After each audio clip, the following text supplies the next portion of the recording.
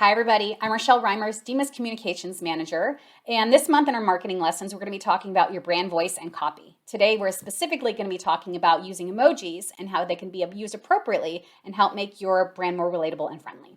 Emojis can often help your business and brand convey feelings and emotions more easily and effectively than words and help increase engagement.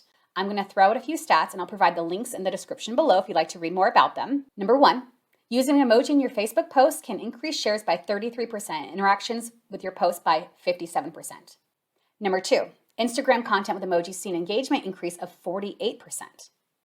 Number three, an emoji in the subject line of an email can increase the open rate by 29% and the click-through rate by 28%.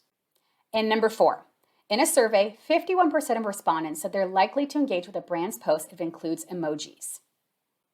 Now here's a pro tip for you. Not only can emojis help drive engagement, but they can also instantly help your business and brand seem more relatable and friendly. Now, before incorporating emojis into your messaging, make sure you ask yourself these questions. How will my audience respond to and interpret these emojis? Will my audience appreciate them or find them too casual? Are emojis appropriate for this specific message? Are using emojis in line with my branding and image? Like anything, if you've answered yes to these questions, use your best judgment and don't go too overboard if you use them in your communications. Sprinkle them throughout your messaging for a fun and relatable way to communicate with your customers. If you have any questions, please reach out to me. My email is rochelle@dima.org. I'll see you in the next video.